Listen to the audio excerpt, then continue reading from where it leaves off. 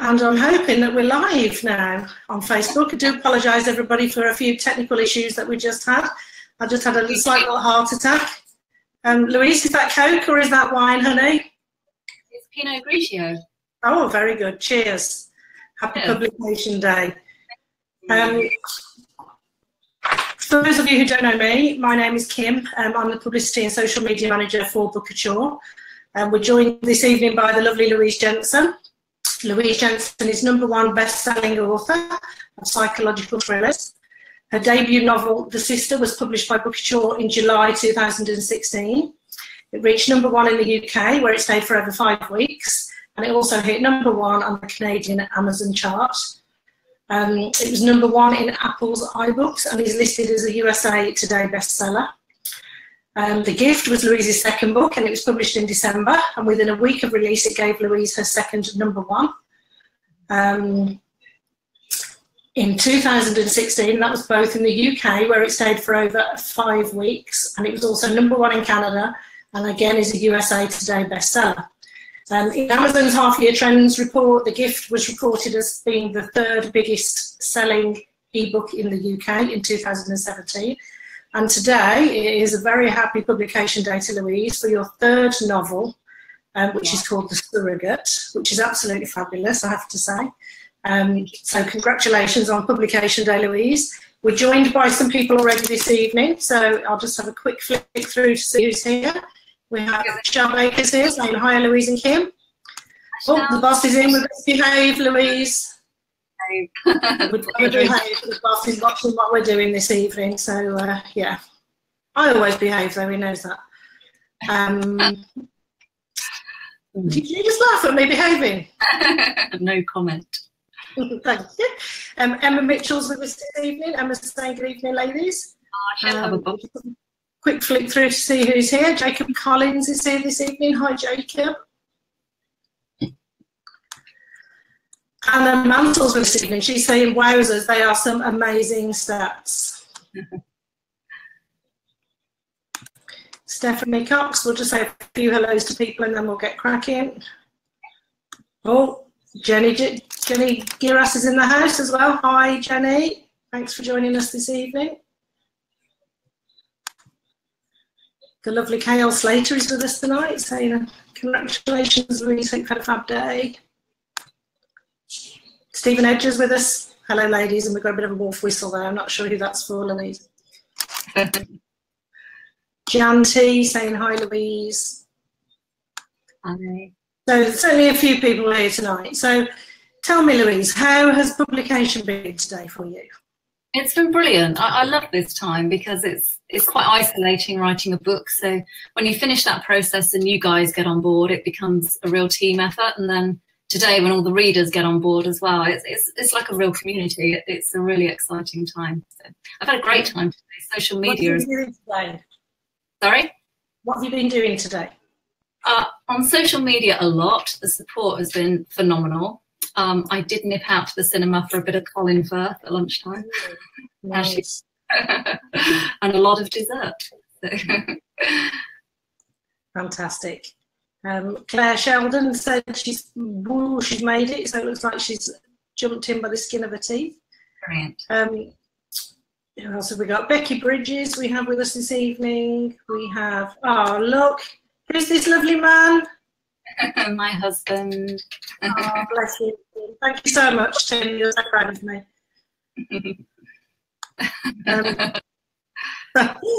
Shell says, happy publication day, Louise. Did you ever expect your books to be this popular? No. I think I never set out to write a book. I started writing really because I had low mental health after an accident. So it was a real hobby to start with, and it just progressed from a short story into a book. And I can remember submitting it and not expecting it to be picked up.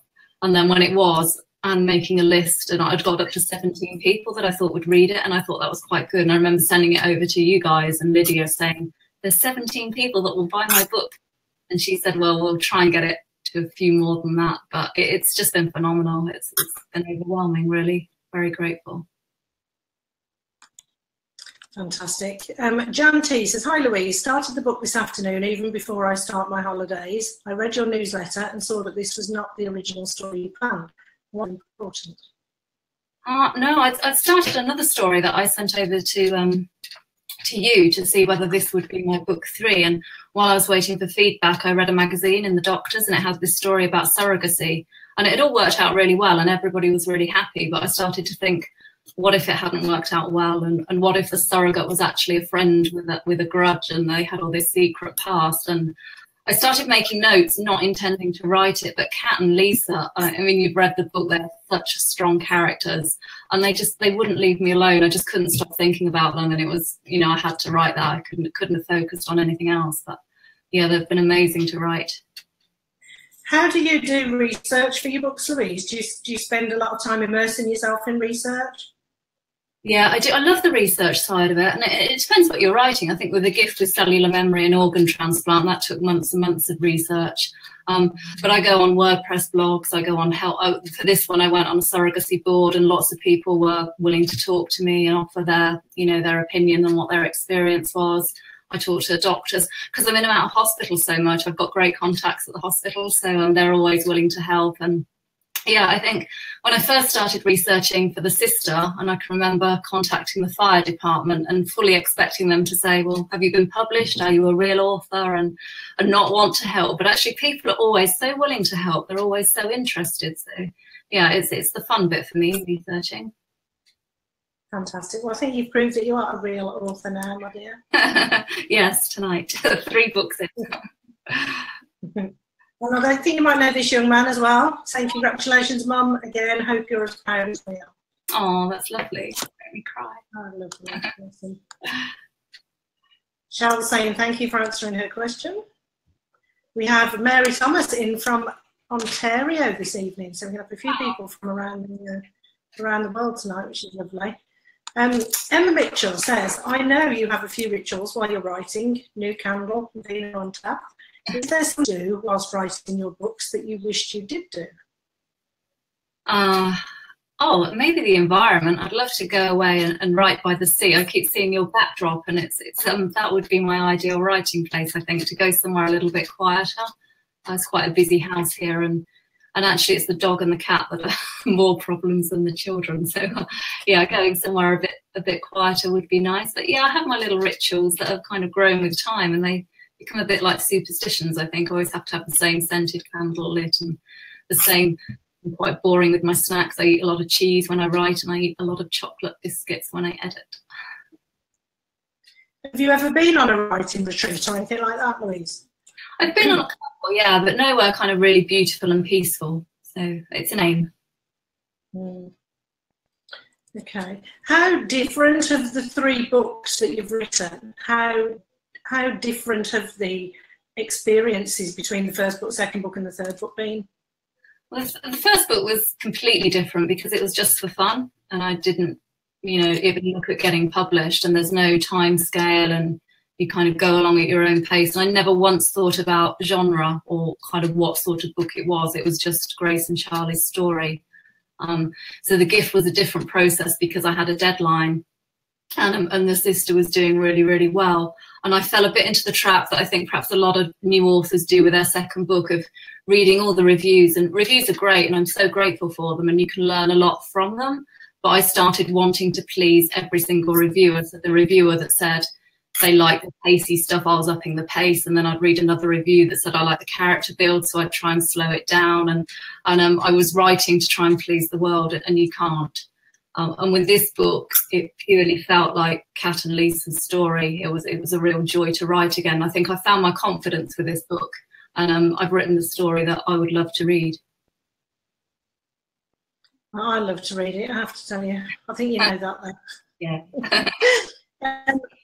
And Davenport is with us this evening. Ellen says hi. Emma Mitchell is saying chocolate biscuits are a must when editing. And must all the time. And Claire Sheldon says the cheese must give you some really crazy dreams.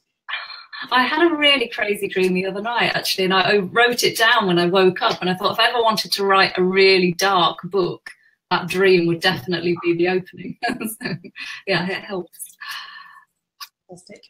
The lovely Angie Marston's in the house saying, hi Louise and Kim, just popped over to wish you a fabulous publication day and hope you enjoyed your desserts. Everybody's been following you on Facebook today, haven't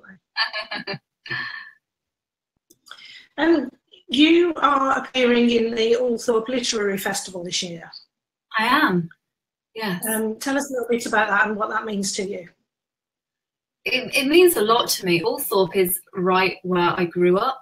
And so it's somewhere we visited a lot when I was a child. So it's quite a special place. And I've been to all their literary festivals and just love the whole environment and the champagne bar and the book tent. And it's a special place to me. I love all literary festivals, but this one being so close to home is particularly important. And when they asked me to do it, I instantly freaked out because I'm not a public speaker. I've never done it before, but I was really honoured to be asked. And I'm on a panel with Louise, who's promised to be very kind and look after me. And we're talking about women in crime, and there's a psychologist coming along to talk about, you know, why women write crime and commit crime and read crime. And it should be really interesting. I'm really looking forward to it. Fantastic. T says, will you now write the other story that you originally planned as book 3? Yeah, I've been doing some more research at the moment. It's another book that's going to take a fair bit of research, but yeah, I'm stuck into that. And yeah, we'll see how it goes. It depends on the characters, but yeah, I'm very much hoping so. Fabulous. So I have a question from a young man from my house this evening who would like to know, who was your writing inspiration when you were younger? Absolutely, Enid Blyton. I loved all the mystery stories, and I think that was reflected in not just what I read, but what I watched on TV. I wanted to be a member of Mystery Inc. and hang out with Scooby-Doo and Shaggy and just solve all the mysteries, and Nancy Drew. And I know you're a big Charlie's Angels fan, weren't you, as well, to have that element of danger. But yeah, books were definitely Enid Blyton, the famous 5. It's just, I love them. And I'm actually reading the adult ones at the moment. My son bought me 5 Give Up the Booze a couple of months ago. And I bought the rest. I thought they were really good. So I'm reading 5 Go Gluten Free at the moment. Oh, I haven't seen those. I think they're brilliant. They're good. I should have to look out for those. So if Enid Blyton was your inspiration when you were younger, who's your inspiration now? I think every writer that's doing what they want to do is a real inspiration. I love hanging out on Twitter, probably too much when I should be writing, but all those successes, whether big or small, that people shout about, it really inspires me to keep going. So I think everybody that writes, because it's not easy, and it's, you know, you're putting yourself out there for criticism as well, and it's very personal. You're putting a little bit of yourself into the world, and anybody that can do that really has my admiration. So what are you reading right now? What's on your bedside table?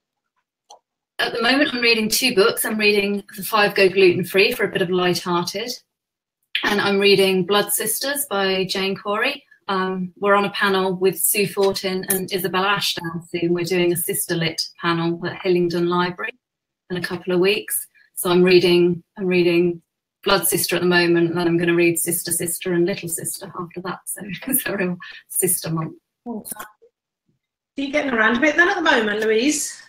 Well, I agreed to one, and then I thought, oh, why not give them all a go? If you weren't a writer, yeah, because I know you write full time, what would you be?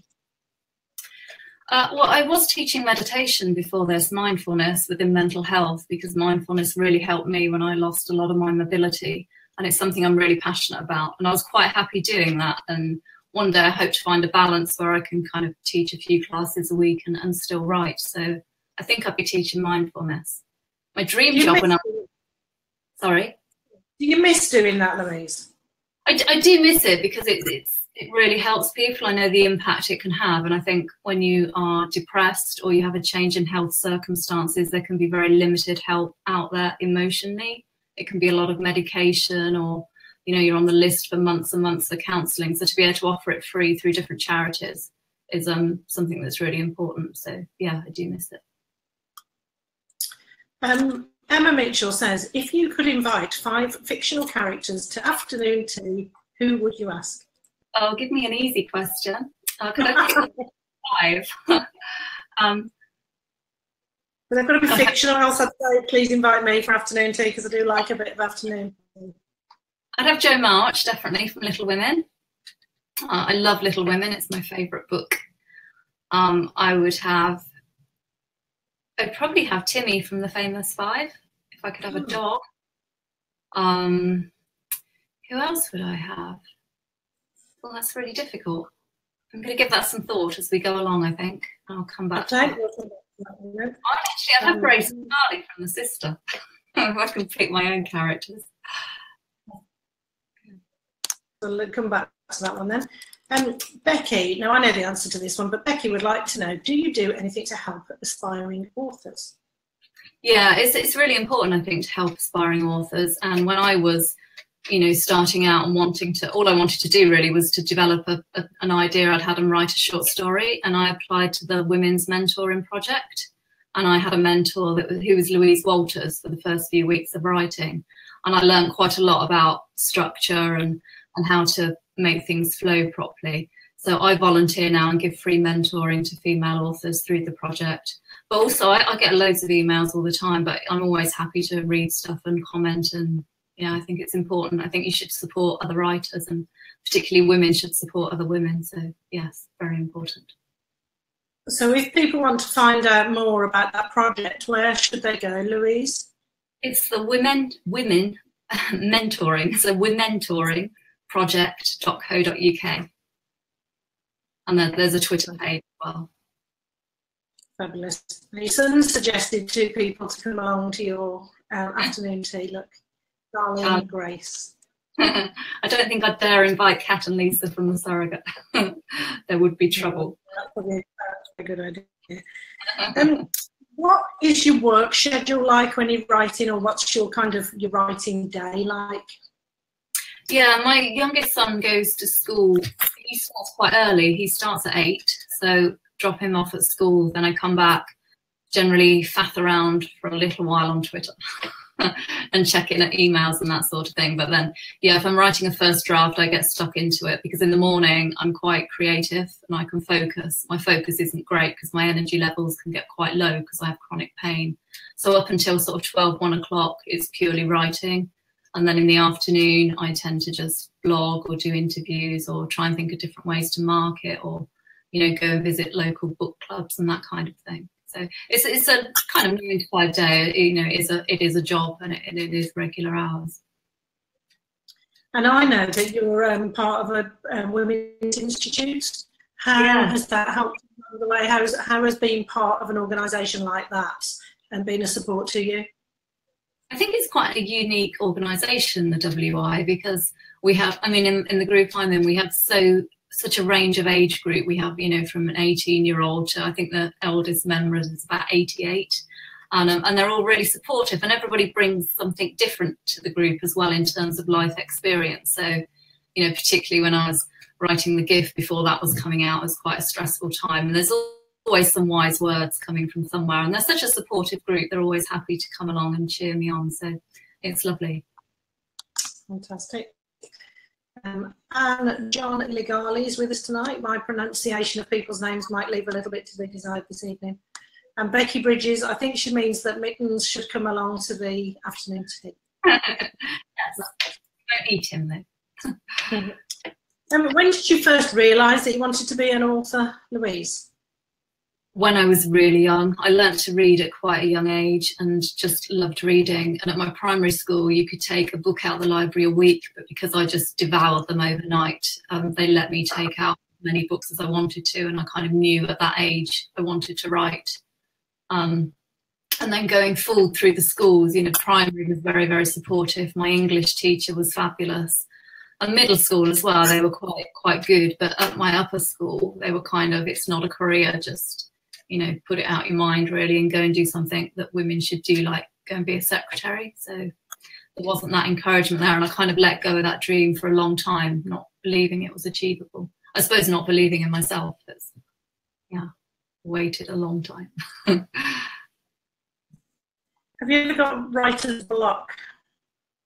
I haven't. I think if you get writer's block, you've just kind of gone a bit slightly wrong with your plot, and I think you can backtrack and rectify that. I don't believe in writer's block. I just think perhaps you're going in the wrong direction, or maybe you're not inspired with what you're currently writing. I don't write in order. I tend to jump around. If I think of a scene that's interesting, I will go and write that, or I'll perhaps write the end, or I'll write half a chapter about something. I'm kind of constantly wanting to keep myself engaged with the story. So, you know, if you are a little bit stuck, you know, think ahead, go and write something different. Or even, you know, to get to know my characters, I tend to write little short stories about them. Perhaps they go and have a coffee in a coffee shop, and I look at the way other people will view them and about the way they interact with the world, and really get to know them, because it could be a case that you don't know your characters enough. Fabulous. Emma O'Sullivan is asking, she says, congratulations, Louise. Do you ever worry that you will run out of ideas for books? Constantly, yeah. I know writers that have notebooks and they have all these ideas in them, and they have, you know, lots of future books. But I'm not like that. I tend to have an idea and I work on it, and it isn't until I've finished that book that something else will come to me. So at the moment I have the idea for book 4, but I have nothing beyond that, and I just hope that when I finish that I'll get an idea for something else. Claire is saying, do you recommend jumping around and writing a chapter at a time? I think the thing that I've learned as I've gone along, and I've only just come to this realization actually, is that there's no right or wrong way to do it. We all find our own way, and we all want that magic solution, and that how can I write a novel and get the structure right and get the story right. But there isn't a definitive answer.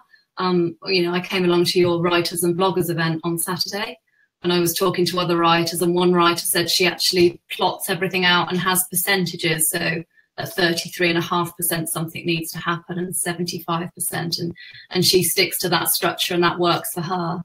And then I was talking to somebody else that doesn't plan and just makes it up, and that works for her. And for me, it just works that I can just write the bits I like. But I write in a program called Scrivener, which I think is wonderful for writers, and you can separate your chapters and drag and drop them to change the order of your manuscript at any time. So I just write little snippets, and at the end it's really easy to tie it all together. I don't quite know how that would work if I worked in Word, but Scrivener really helps me. Do you subscribe to any writing magazines, and do you find, if you do you find them useful at all? Yeah, I subscribe to Writing Magazine, have done for a long time.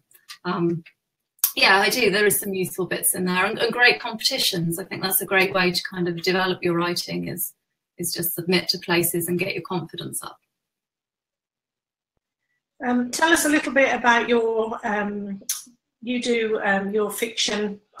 The words just completely escaped my brain. You can tell it's live. I've never done live television, would I?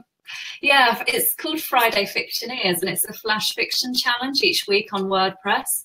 So I have a WordPress blog, but you don't need a WordPress blog to join in. And each week a photo is posted, and I think there's about 100 writers take part each week, and you have to come up with a 100-word story based on this photo, and we all post our links in the same place so everybody can read each other's story and comment on them. And the different takes is amazing, that from 100 words, people will come up with completely different concepts from the same photo. But I started that when I decided to start trying to write about 3 years ago. And it's really refined my writing, because I couldn't afford to do a course, and I didn't have the mobility, and I had 3 children at home. It wasn't feasible for me to go off and kind of do a degree in creative writing or anything like that. So this flash fiction challenge each week, it really teaches you, you know, with limited words, you have to make every word count. You have to get the emotions and the feelings and use all the senses in the limited space you've got. So it's really helped me progress my writing, and I do recommend it to people. Fabulous. Do you find writing 100 words easier or harder than writing a book? Because obviously in 100 words you've still got to be very succinct and get everything you want to say. Do you find sort of your flash fiction and even writing short stories, how do you find that compares to writing a book? I find flash fiction incredibly easy. It takes me probably 10 minutes to write a story and post it. I think I've done it for so long as well. I'm sure I wasn't that quick at the beginning, but I love doing it. And I find writing novels, you know, good as well and challenging. But in the summer I had to write a short story for one of my publishers that wanted an anthology. I think it was Holland. And I hadn't really written a short story before, and it took me probably nearly as long as it would to draft a novel. I think I worked on it for weeks trying to get it right. I found that really hard. It's a different structure. How do you select the names of your characters, Louise? Well, I have an 11-year-old son who loves to get involved. He wants to be an author, so he's very much, wants to contribute to the book. So he picks some characters. I think the main characters tend to come with their own names and their own personalities. Kat and Lisa, definitely, that was their names, and I couldn't have changed them. But yeah, he helps a lot as well with that. So when I can't think of things, and also I have Penguin Book of Baby Names. I have this on my desk. So anytime I'm stuck or if I'm doing a flash fiction piece, I just flick through here and pick out a name. Your family are obviously big supporters. How important do you think that is in your writing, in a writing career? I think absolutely, because when we were talking earlier about the structure of my day, and I was saying it's 9 to 5, but it's not 9 to 5 at all. It's, it's evenings, you're on social media, it's weekends. If I'm writing a first draft, I like to completely absorb myself in it and write every day. Our holidays have to be arranged through, to fit in with the editing schedule. And it's very busy. And of course, there's the events you go to, and 3 evenings this week I'm doing stuff writing related. So it's really important. I think if they weren't on board with it, I wouldn't be doing it. So I'm really grateful that they're also supportive. Fabulous. The lovely Noelle Holton is in the house, and she says she's waving at us and says, hope you've had a great publication day. Yes. Amy May is with us, and she says, how did you become a writer or choose to become a writer? So tell us a little bit more about your sort of your writing journey.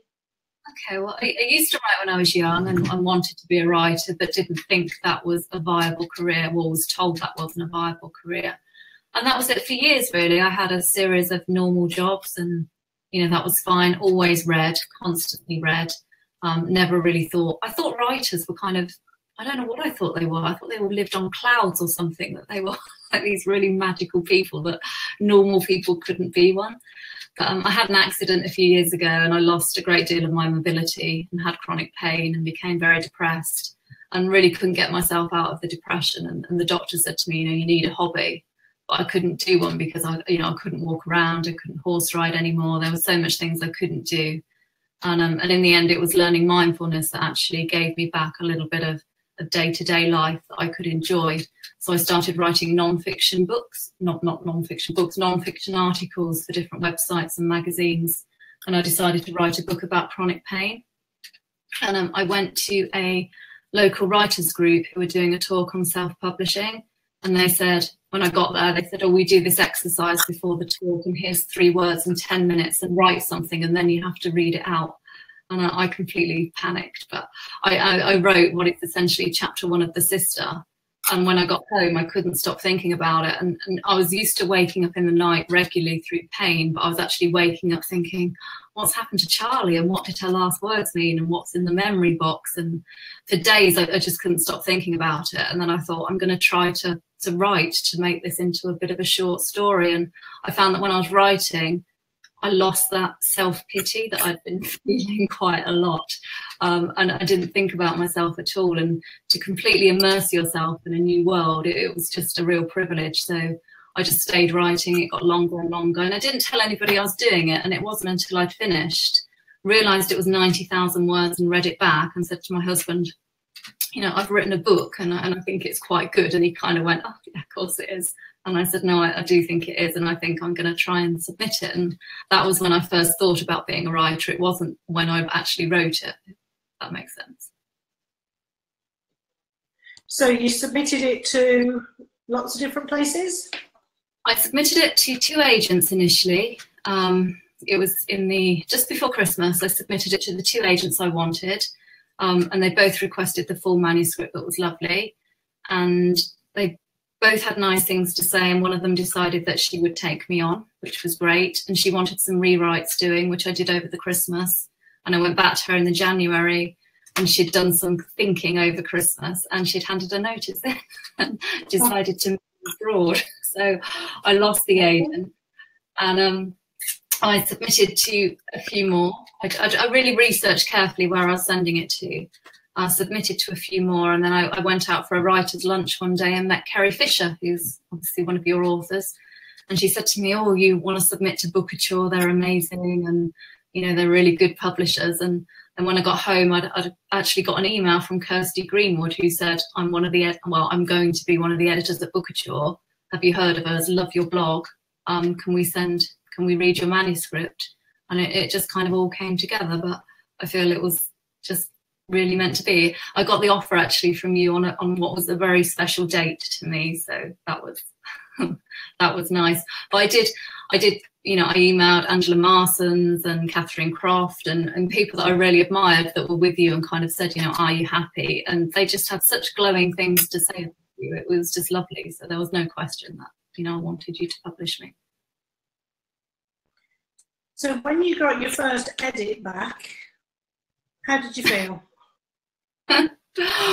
Awful. I think I'd spoken Lydia, my editor, I'd spoken to her when she made the offer. We had a long chat on the phone. I said, do you envisage changing anything? Because I'd had another agent offer at the same time, and she said, this, you know, you write really well and I love Grace and Charlie, but we need to completely restructure this book for it to work. So I said to Lydia, what do you see doing with it? And she said, oh, nothing. It's in really, really good shape. There's nothing really structural to do. It's fine. So in my naivety, I kind of thought that was it then. I thought I'd write another book and that book would be off somewhere being turned into a book and I would never see it again. So then when I got it back with things like line edits and copy edits, and I had no clue what was going on. And I can remember the first time I opened up my manuscript for the line edit and there was just red lines all over it and I'd never seen track changes before either. I rang Lydia in a complete panic saying, what's wrong? I thought you liked it. And she's like, no, this is normal. So yeah, it was a shock, but it was a real learning curve. So very interesting. And I think what's interesting for me is how much you've grown through your sort of author journey, because I remember talking to you once to say that you got a radio interview. Crying. You were panicking slightly, but now there's no stopping you. You go to all these little festivals and stuff. And do you now enjoy that side of things? I enjoy it more than, yeah, that first radio interview, I cried all the way and Tim kept saying, I can turn around and take you home at any time. And I was on the phone to you saying, I can't do it. And yeah, and then the last one, I did one for the sister paperback publication last month and I loved it. I really looked forward to doing it. So yeah, I feel my confidence has grown. And actually my mum said to me yesterday, your confidence has grown so much, because I've always been such a shy person, never had any confidence in myself, which is why I never tried to be a writer before. And yeah, she said, you've really grown this last year, which was lovely. But I have the to see as well. Yeah, I have the public speaking bit to do now, so we'll chat after Althorpe and see how confident I feel. But I think sometimes it's funny because, like, I mean, tonight we're doing a Facebook Live and we're just kind of chatting, you and me. And I think it'll probably be the same then. You'll be sitting on a stage, you'll be chatting to Louise, you're talking about things that are really in your comfort zone. And I think that really, really helps, because, you know, nobody's going to ask you something that you don't know the answer to, apart from your 5 people that you'd like to invite for dinner. But I'm in my pyjama bottoms now with a glass of wine. So, we're quite... Just turn it like that. You'll be fine. Everyone's they'll love it. In my slippers, yeah. Yeah. You'll feel really comfy. You'll be fine. Jan T. Sorry, I could sit and talk to you all night. You know that. I better get some other comments in as well, hadn't I? Jan T says, is there a place where you find you are inspired, where you can feel a story coming alive? I think probably at my desk. I always sit at my desk and I immerse myself in classical music, and I think I have some really good noise cancelling headphones, and I think once I've got those on and I kind of play the same sort of music, I know that's my time to write, and yeah, I can feel the story then coming alive.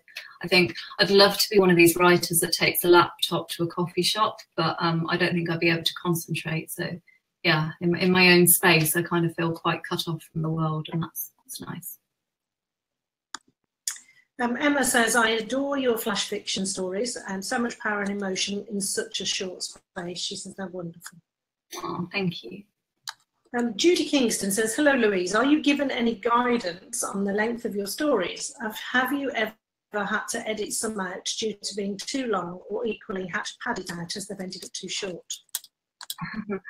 Yeah, in my contract, it's kind of novels of around 100,000 words. And the sister was a little bit short, so we added in a little bit more to that. And then the gift, I think, was a bit long, so that got cut. So yeah, but I mean, the sister almost had a complete rewrite anyway when I'd finished it, because I'd written it in the wrong tense, I think, and the wrong genre. And I was guided a lot by other people that were saying don't write in present tense, and so I had to completely cut that. But that wasn't for an edit, that was just the way it worked out. So it did end up shorter than it was originally. Okay, Rachel Davidson says, hi Louise, congratulations on your 3rd book, can't wait to read it. Thank you. Amy, what is your advice for first-time writers wanting to become an author or to write their first novel? I think write, and it sounds really obvious, but I think you can wait and wait for the inspiration and wait for the story to become clear before you start, and you might never start. And I think I've learned that there are some writers that can plan, and there are some writers that can't. And I felt after I'd finished The Surrogate, I felt with the book that I'm going to start, I need to plan because it's a bit complicated. And I sat for 2 weeks over the summer with a pad and a bit of paper and a pen and just trying to think of points, and I couldn't. And if I'd waited and waited, I would never write. So I've learnt my way is to actually just sit down at the keyboard and write. And also to realise that nobody's going to read what you've written, so it doesn't matter how bad it is or how jumbled it is, or it's not going to flow like a novel to start with, because they don't, and that's the point of the first draft. So to not feel self-conscious about your writing, because nobody's going to see it but you, and just write. Would you encourage people to join sort of writers groups and get support from other people, or would you yeah, sort of people to just be on their own? I think if you're got a local writers group, that's great.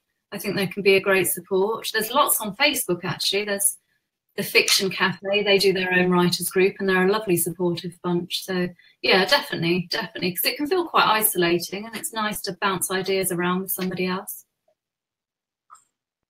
Fabulous. Andrew Davies says he made it. Thank you. He wasn't going to be here tonight, so it's lovely to see Andrew here. Rachel Davidson says, I'm late to the party, so sorry if it's late, but how well do you plan your books before you start writing, and what's your planning process? Kind of covered that a little bit. Yeah, I don't plan at all. I wish I did. I tend to write the first 3 chapters and then read it back and see whether I think it can go anywhere. I tend to always start with a character, and I know what they want. They always have to want something. So in The Sister, Grace wanted to know what Charlie's last words meant. In The Gift, Jenna wanted to know who the donor of her heart was and how she died. In The Surrogate, Kat wants a baby. So I think if you've got a character and you know what they want, you're kind of good to go. And I do sometimes, as I write bullet points down, stuff will come to you. You may think you've got no ideas, but once you start writing, think things will come. And then, yeah, I start to jot notes down as I go, but I don't have a formal plan. And Rachel also asks, how do you dig yourself out of potential, can't speak, the gym must be working all of a sudden. How do you dig yourself out of potential plot holes when drafting? I don't really. I tend to leave them, because I think if you go back and fill in all the holes, you're kind of losing valuable time. I think I leave it exactly as it is till I've got to the end of the first draft, and then I give it a few days. I always put it onto my Kindle to read it through, because I think you get a different experience then. It's like you're reading it as a reader rather than you're looking at your own work. And then I make a list of everything wrong with it that's usually really, really long. And then I start with the big things. I fix the big things first and then work through it like that. But you're going to get plot holes. That's, exactly what a first draft is for, to you're getting to know your story. It's not going to be right. I don't know whether I got it. Andrew Davies is saying The Surrogate is getting stunning reviews, which it absolutely is. If anybody's here tonight and they have read The Surrogate, it would be fabulous to see your reviews on amazon.co.uk and amazon.com. The links are in, this is my marketing spiel now, the links are in the little bit of text above the video. So he's saying the surrogate is getting stunning reviews. Why was it not meant to be seen? Oh, I'll cover that in a minute. I just want to show, I don't know if you can see this, for the previous question. This is the Ernest Hemingway quote: "The first draft of anything is shit." And I have that on my desk to remind myself that the first draft, that's what it's for. So don't worry when you write if it's terrible. It will be. No. It's not that the surrogate wasn't meant to be seen, it's that it wasn't meant to be written for a couple of years. I had this idea for book 4 and for book 3, and then I had an idea for book 4, and the surrogate was really just kind of something that intrigued me that I was going to make notes on and possibly write it, you know, in a couple of years down the line. But as I said, I think the characters were so strong, it needed to be told. If you could cast the two ladies and probably Nick in The Surrogate, so let's imagine it's going to be made into an ITV drama that's going to be on in the autumn. We can hope. Oh, that's a really hard question. I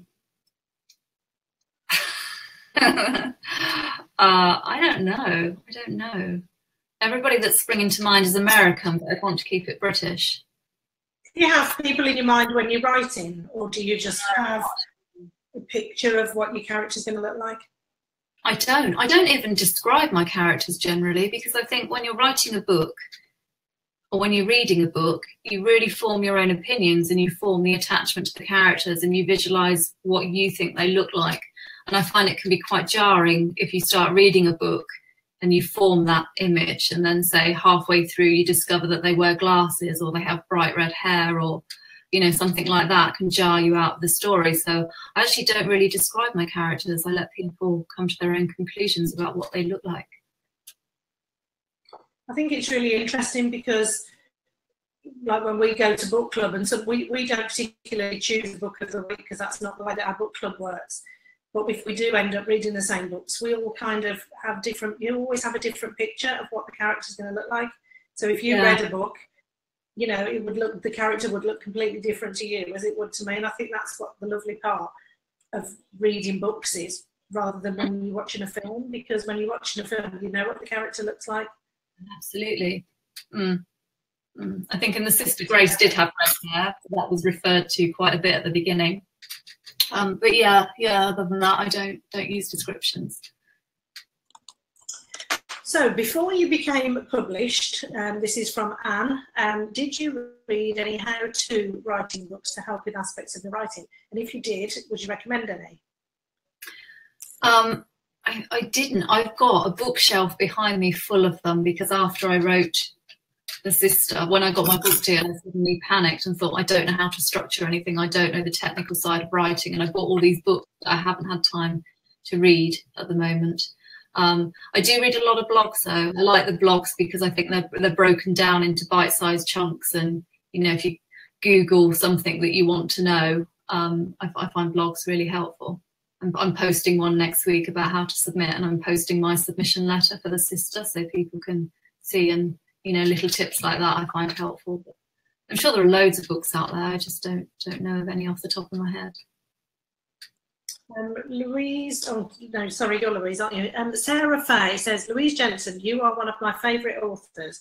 What helps you to choose the topics that you write about? What, sorry, what? What helps you to choose the topic that you write about? I think it has to be something I'm interested in and something with a heart, because although my books are psychological thrillers, I'm a really emotional person. And I like the emotional books. I like commercial fiction. So it has to have something that can have that emotional thread. Cellular memory in The Gift, which is, for those of you that don't know, is the theory that organs, particularly hearts, can store memories of their donor. And the recipient can then pick up on those memories after the transplant. That was something that had fascinated me for about 15 years since I've heard of it. So I knew that was something I wanted to write about one day. But in The Surrogate, I think that longing that Kat has for a baby is something that is quite relatable. And so, yeah, I think you kind of pick something that's dear to my heart, and then the story comes around that subject.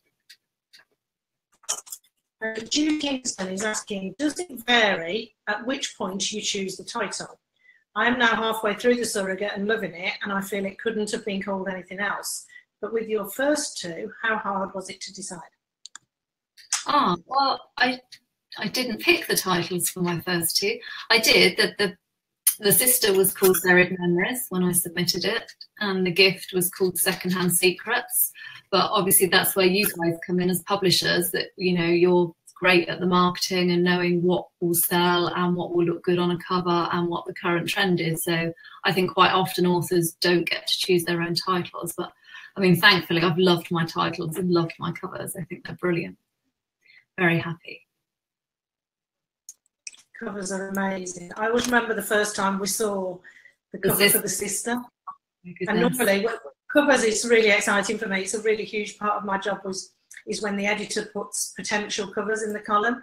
And the sister came out, and I always remember Lydia putting the picture in the channel, and we all kind of went, "Oh my God, that's it!"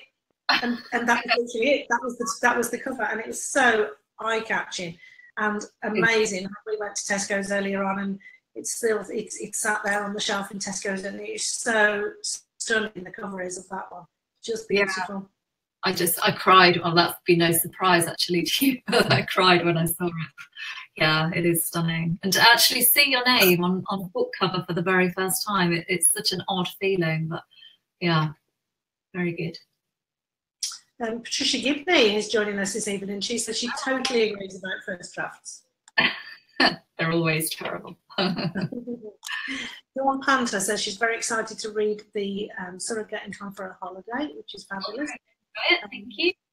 And then she also says, sorry, I sent before I finished, do you meet people randomly and think, oh, they'll be a good character for a book? I don't know. The characters tend to have a life of their own. I don't base them on people.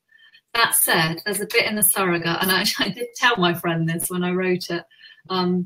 We were in the same English group, and I used to just spend hours writing poems and stuff for our homework, and she used to use song lyrics, and she always got an A. So in the Surrogate, Kat and Lisa actually do that with their homework. So that's based a bit on her, but yeah, generally they're not based on people. Brilliant. Rachel Davidson says, are you devoted to the psychological thriller genre? God, I can't speak tonight. Thriller genre. Is there any other style that you'd like to try? I'm a sucker for a good detective book. Yeah, when I wrote Gracie's story, it just felt like her story, and I never really thought about it being a thriller. And it wasn't until I submitted and got the contract for 2 more psychological thrillers that I kind of realised I was in that genre. So yeah, I'm quite a new writer, and I love kind of epic family dramas and the really commercial moving books. So I think at some stage I would like to have a go at writing something like that. But I love thrillers. I'm very happy writing what I write. But yeah, I think at some stage I will experiment a little bit. Perhaps do both would be a good balance. Great question from the lovely Emma Mitchell. How many times have you cried today? Well, when I read Emma's review and Maggie's review and then the Welton's review, quite a lot. Well, the reviews have been amazing. Those 3 today that have gone part of your the start of your blog, George, are phenomenal. Absolutely phenomenal. Yeah, really grateful. The lovely Annette from Sincerely Book Angel says, hi both, what 3 tips would you recommend for writing a thriller? Okay. You've got to have some tension, so you've got to have some real conflict and obstacles. So with any book actually that you write, there's always a main character that wants something, and then there's things stopping her or him getting that. So, you know, with the family drama, it could be a family member not liking it, or some emotional aspect, or an illness or something. But when it's a thriller, you kind of, that's where you put your danger in, and that creeping sense of, oh, I wouldn't want that to happen to me. So definitely make the obstacles have a bit of danger and create some fear that way. What else would I say for writing a thriller? I'd say, you know, you're on the right track when you have to get up to check that your doors are locked, which I did with this. Yeah. Anything you'd add, Kim? I'm going to move on to the next question. I think the twist. I think in thrillers people do expect a twist, don't they, as well? At yes, the end. very much so. And I know I've had so many people message me, which has been lovely, when they've been reading the surrogate and go, oh my God, I cannot believe what happened in the end. And I know when you and I had an original discussion, you said to me, oh my God, what did you think of the end? I wasn't sure about it. It was absolutely phenomenal, Louise. And I hope you realise now that it was phenomenal. I came in and out and in and out, and I couldn't decide. And then I sent it to my agent, who's like, he loved it. Then he said, no, take it out. And then it went back in. And then it came over to Jenny, your end, and she said, oh, I'm not sure. And then she's like, oh, no, we're leaving it in. So yeah, I'm really pleased I did. But yeah, I think a twist definitely. Andrew Davis is saying, was it you, Louise, or Bookouture who had the brainwave to release the gift in Canada? Oh, well, that's your department, isn't it? Your side of things. Right, yeah. It's hit #1 twice there, and even Andrew choked at Emma Mitchell's fabulous review. She is good. She is. She writes a cracking review, does Emma Mitchell, bless her. Yeah. So yeah, reviews, as I say earlier on, how important are reviews to you, Louise? Really important. I mean, there's a thing of it increases visibility of a book, which is obviously vitally important when you want to sell things, because ultimately, you know, I have a mortgage to pay the same as everybody else. But I think from a learning point of view, as I was saying earlier, I haven't done any courses. And I think it's really interesting to read, you know, the things that people like and the things that people don't like. And I always take a lot from reviews. It really helps me progress when I write the next book, you know, really feeling what readers felt when they read the books, definitely. And I think as well, like reviews like Emma's reviews, I've got all Emma's reviews, they're all printed out. They're always by the side of my desk. And there's times, you know, you have a bad day, or, you know, the words don't flow like you thought they would, or you're feeling quite isolated. And also to look back on the good reviews, it really gives you a boost and it really keeps you writing. Yeah. What do you think is the hardest part about writing? First draft for me. I find first drafts really, really difficult. I'm quite a slow writer, not as in typing speed, because I'm old and I learnt to touch type on a typewriter at school. So okay. Speed-wise. Did you learn looking up at a screen? We weren't allowed to look. Yeah, we weren't allowed to look at the keys at all. You'd get a slipper thrown at your head. Yeah, so speed-wise, I'm very fast, but so my concentration isn't great, and I find plot really difficult. I love the language of books and the characters, but to get that story right, it takes a while. So yeah, I love editing. I absolutely adore it when I'm at the editing stage, but the first draft stage can be a bit of a slog sometimes. How do you feel that you've evolved as a writer? I think I feel more confident now. I think with the sister, it was just a hobby that obviously just took off and did really well. And you know, with the gift, I wasn't really sure. It was kind of suddenly having to write in a genre. I was quite unsure of how to do that and what I was meant to do. And there was a lot of stress getting that book ready. But with the surrogate now, I kind of feel I've kind of found my groove, as it were. I think I'm really more confident to let the characters read the story and not be constantly second guessing what readers are going to think when they read it. Because I think when you start to do that, when you're writing and you start to think, well, are people going to like this? You know, your writing becomes really self-conscious, and the story doesn't flow as it should. So I'm excited to start the next book actually and see how the process is again. Fabulous. Dawn says, thank you to Louise, because she's never read psychological thrillers until The Sister, and now it's a genre that she likes and looks for. Oh, that's lovely. I went to a book club last, and there was a group of say older women there, and none of them had ever read a thriller, and they absolutely loved it. And they said, you know, it's been really good because they tend to stick to the same genres all the time. And they found it quite an emotional read and really enjoyed it. So yeah, it's good to get out your comfort zone reading, I think. Fantastic. And Emma Mitchell, we're just coming up to 8 o'clock now, so we'll leave this as the last comment before I ask you one more thing. Emma says, it's your books that make the reviews so easy to write. Oh, thank you. So before we let you leave us for the evening, Louise, thank you so much for joining us, but can you tell us a little bit about book 4? Oh, I can't yet, no, because I've only just started writing it. So there's not a lot to say. The main character's name is Emily, I can tell you that much. And I've never felt so much sympathy for a character as I do with Amy, because she's been through something really, really terrible. And I'm not quite sure what's going to happen to her yet, but this book just starts at a breakneck speed. It's going to be my paciest book yet, if it works. So, yeah, it's a little bit different again, I think. And have you agreed a publication date yet? When can we see that?